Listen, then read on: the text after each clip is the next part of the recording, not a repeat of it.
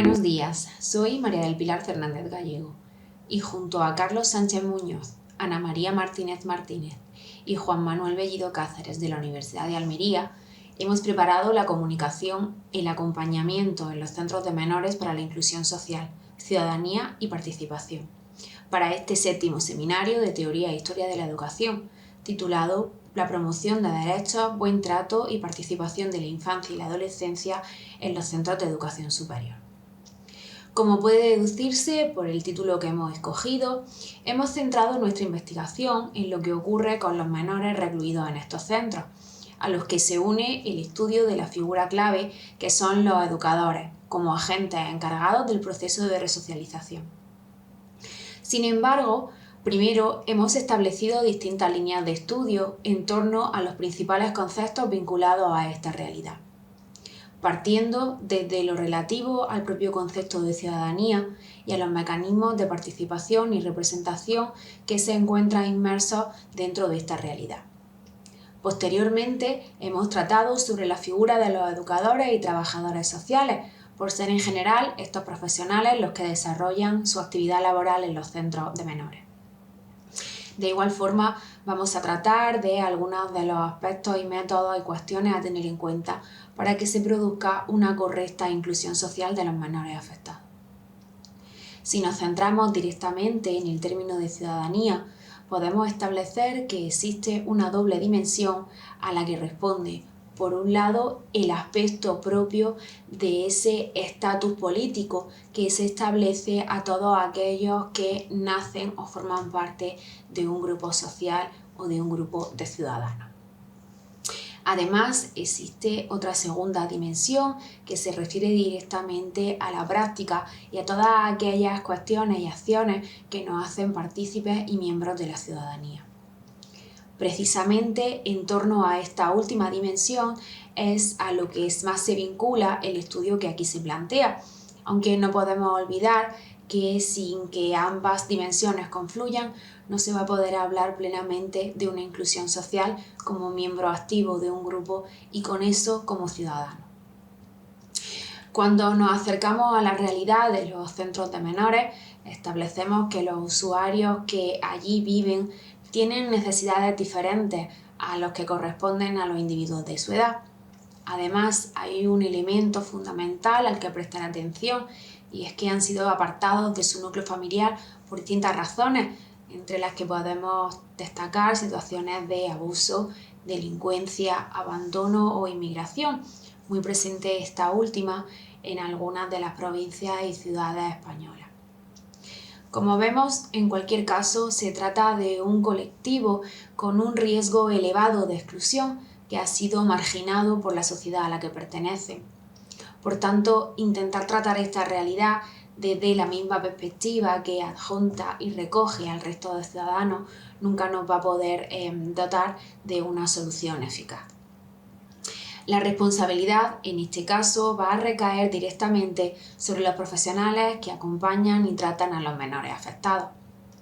En general, se trata de educadores y trabajadores sociales que van a desarrollar tareas de acompañamiento, pero que también deben responder a las necesidades que presentan y que van mucho más allá del propio ámbito formal de la educación, como en un primer momento se puede vincular a estos profesionales. Establecer un perfil único de cómo deben ser es una tarea ardua y compleja que se aleja y se queda más al margen de nuestra investigación, pero sin embargo, si hemos querido fijar algunos elementos que deben ocuparse, sobre todo de distintos campos de la educación que no van a tener una regulación concreta, por tanto no van a pertenecer a ese ámbito formal de la educación y que sus actuaciones van a estar enfocadas a realizar intervenciones educativas en colectivos con problemas sociales o problemas de adaptación. De esta forma, los trabajadores y educadores de los centros de menores van a ser de los responsables del proceso de desarrollo integral de estos menores, teniendo así que suplir las carencias existentes en ellos.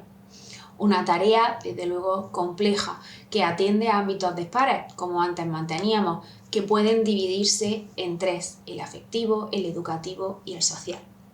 Asimismo, para abordar cuál es ese perfil, de los trabajadores de los centros de menores también debemos tratar de una triple perspectiva: la teórica, la metodológica y el propio talante personal, o lo que es lo mismo, ser, saber hacer y saber ser. Además, el papel de los educadores de los centros de menores es preparar a los individuos para contar con una autonomía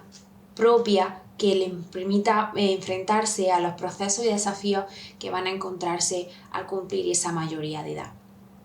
Por ello, va a ser fundamental que se produzca una normalización de estos menores en torno a cuál es su papel dentro del ámbito social. Una cuestión que debe atenderse desde el propio proceso de escolarización, pero también desde su ámbito más cercano, que en este caso ha pasado a ser el centro de menores. Va a ser el trabajo unido de ambas instituciones, la escolar y la del centro de menores, el procedimiento que debe realizarse para así que exista una transmisión de valores, pero también para que se dé ese proceso de resocialización necesario para su inclusión social. Si la escuela ha tenido siempre esa función socializadora a la que acompañaba a la familia como primera realidad conocida, los centros de menores van a ocupar ahora esa posición en la vida de estos menores, siendo los profesionales presentes en ellos los encargados de atender y de llevar a cabo ese proceso de resocialización.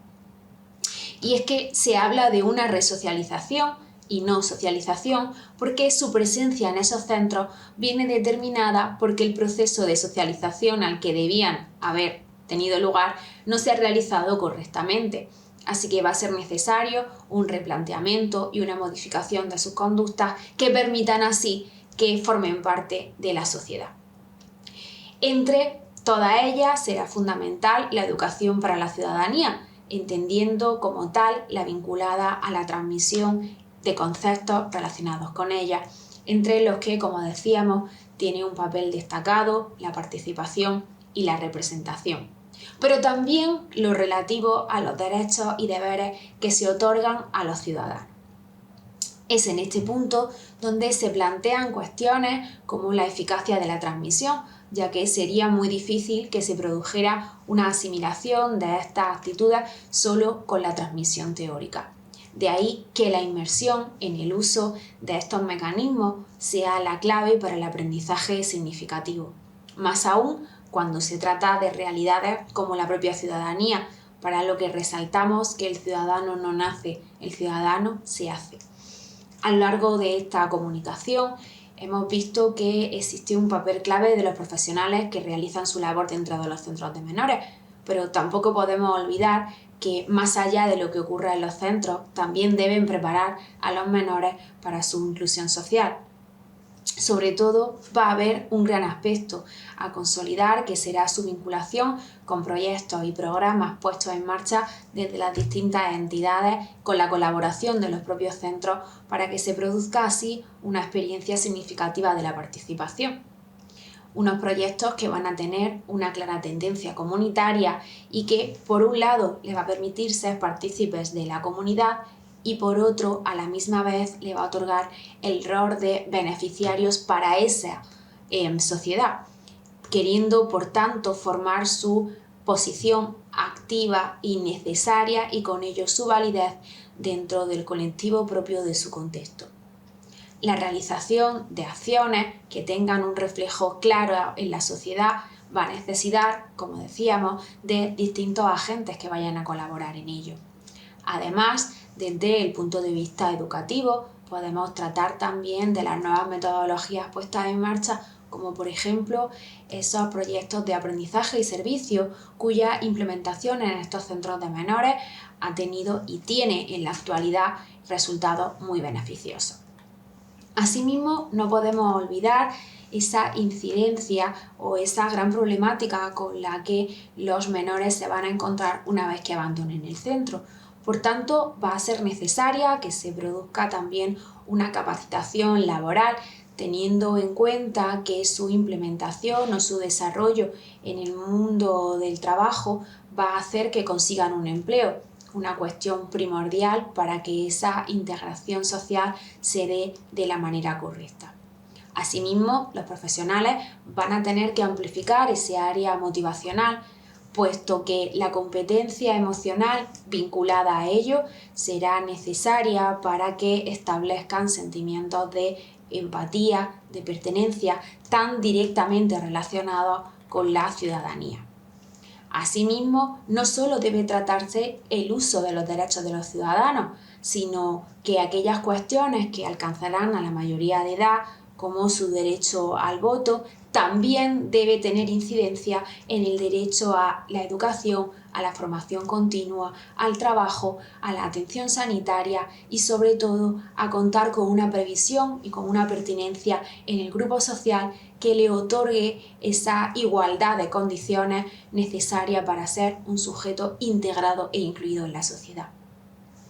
Esta comunicación ha tenido como objetivo principal que seamos conscientes de la grave situación y de la necesidad de respuestas que ofrezcan la erradicación de la marginación o discriminación que se lleva a cabo con los menores. No cabe duda de que existe una necesidad amplia de intervenir para minimizar los riesgos de exclusión social y favorecer así al proceso de inclusión de estos colectivos. Por nuestra parte, nada más. Muchísimas gracias por su atención.